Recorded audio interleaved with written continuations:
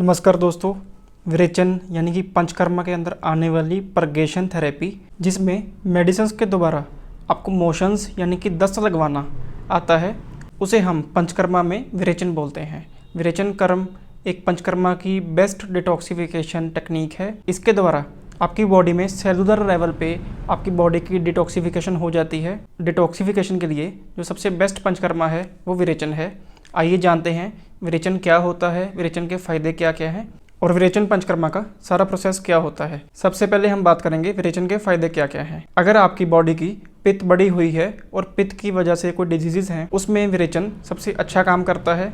बढ़ी हुई पित्त के कारण एसिडिटी, डाइजेशन के कुछ इश्यूज़ जैसे कि क्रॉनिक कॉन्स्टिपेशन, काफ़ी कुछ करने पर भी आपको कब्ज बनी रहती है, तो वो विरेचन से सॉल्व होने वाला है। इसके अलावा हाई बीपी, ब्लॉटिंग, गैस, कई लोगों में स्मेली गैस की प्रॉब्लम काफ़ी ज़्यादा पाई जाती है, यानी कि गैस पास होती है, उसके अंदर स्मेल काफ़ी ज़्यादा आती है।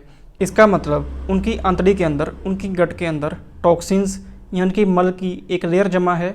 जब गैस निकलती है तो वो मल की एक लेयर के साथ स्मेली रूप में बाहर निकल आती है, इसलिए उनको स्मेली गैस का सामना करना पड़ता है। इसके अलावा स्किन की बीमारियाँ जैसे कि सोराइसिस, एक्जिमा, फोडेफिंसिया, डर्मेटाइटिस, इसके अंदर बॉडी में शुद्धि चाहिए होती है और ये शुद्धि सबसे अच्छे रूप में विरेचन से ही प्राप्त होती है। और अगर पेशेंट को पैरालिसिस है, उसके अंदर भी विरेचन करने से काफ़ी ज़्यादा फायदा होता है। आइए बात करते हैं विरेचन का सारा प्रोसेस क्या रहता है। पंचकर्मा में कंप्लीट विरेचन का प्रोसेस 7 से 10 दिन का होता है। अगर आपकी डाइजेशन ठीक है तो सीधा हम स्नेहपान से शुरू करते हैं, यानी कि आपको 3 to 5 डेज़ घृतपान, सुबह घी पिलाया जाता है। सुबह आपको खाली पेट घी पिलाया जाता है और खाने के साथ साथ आपको खाने के लिए भी घी दिया जाता है। अब ये घी कौन सा होता है? ये सिंपल देसी घी ना होकर स्पेशली मेडिकेटेड घी होता है। और कौन सा मेडिकेटेड घी देना है, ये आपकी प्रॉब्लम के ऊपर, आपकी बॉडी के ऊपर डिपेंड करता है। अगर आपकी डाइजेशन ठीक है तो सीधा स्नेहपान, नहीं तो पहले 2 या 3 दिन आपके डाइजेशन पे काम कर 4th डे से घी पान शुरू किया जाता है। इसके बाद जो 2 दिन हैं उसके अंदर 1 दिन अभ्यंग और स्वेदन, यानी कि सबसे पहले बॉडी मसाज, वो भी एक स्पेशल ऑयल के द्वारा ही की जाती है। और उसके बाद स्टीमर में स्टीम थेरेपी यानी कि स्वेदन चिकित्सा। ऐसा करने का लॉजिक क्या है? सबसे पहले जो घी पान है वो हमारे जो चैनल्स के अंदर, जो सेल्स के अंदर जमा हुए टॉक्सिन्स हैं, उनको सॉफ्ट कर देता है। और जो अभ्यंग और स्वेदन है, जो टॉक्सिन्स सॉफ्ट हो चुके हैं वो मूव होकर आपके पेट में यानी कि आपके कोष्ठ में आ जाते हैं, जिसे हम आखिरी दिन, जिस दिन आपका मेन विरेचन होना है, उस दिन सुबह आपको मेडिसिन देकर लूज़ मोशंस लगवा देते हैं, परजेशन करवा देते हैं, जिससे आपकी बॉडी के अकॉर्डिंग आपको 30 बार, 40 बार, 50 बार तक टॉयलेट जाना पड़ता है। और अंदर से जब तक पूरी डीप क्लींजिंग नहीं हो जाती तब तक ये प्रोसेस चलता है। ये सारा प्रोसेस आयुर्वेदिक फिजिशियन यानी कि डॉक्टर की देखरेख में ही किया जाता है। बिल्कुल सेफ प्रोसीजर है, इसमें कोई भी कॉम्प्लिकेशन आने का कोई रिस्क नहीं होता है। एक ध्यान रखने वाली बात है कि कोई भी पंचकर्मा क्वालिफाइड फिजिशियन यानी कि डॉक्टर की निगरानी में ही आपने करवाना है, खुद से नहीं ट्राई करना है, नेट से देखकर, किसी से पूछकर नहीं करना है, निगरानी में ही पंचकर्मा करवाना है।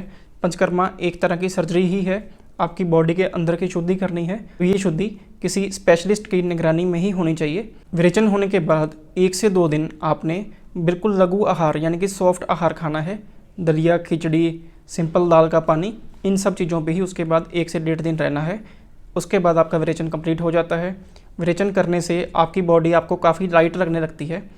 आपके इंटेस्टाइन के अंदर से मल की एक पूरी लेयर निकल जाती है, जिसकी वजह से आपकी अग्नि सही तरह से काम करने लग पड़ती है। खाना आपको पचना शुरू हो जाता है, जिसकी वजह से बॉडी को एनर्जी महसूस होनी शुरू हो जाती है और बॉडी में हल्कापन आना भी शुरू हो जाता है। अब जो क्वेश्चन है विरेचन कब और कैसे करवाना है, कब का ये आंसर है कि अगर आप किसी प्रॉब्लम से जूझ रहे हैं तो हर 3-4 महीने में एक विरेचन आपका हो जाना चाहिए। एक बार आपकी डिटॉक्सिफिकेशन हो जानी चाहिए। अगर कोई प्रॉब्लम नहीं है, आप स्वस्थ व्यक्ति हैं, तो साल में एक बार आपकी डिटॉक्सिफिकेशन जरूर होनी चाहिए।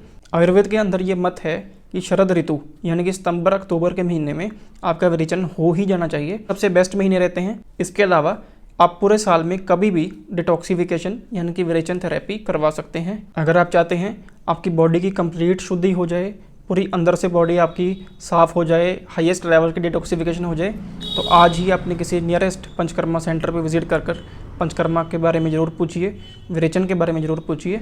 उम्मीद है आपको ये वीडियो पसंद आई होगी। अगर ये वीडियो अच्छी लगी, इस वीडियो को लाइक कीजिए, चैनल को सब्सक्राइब कीजिए। धन्यवाद।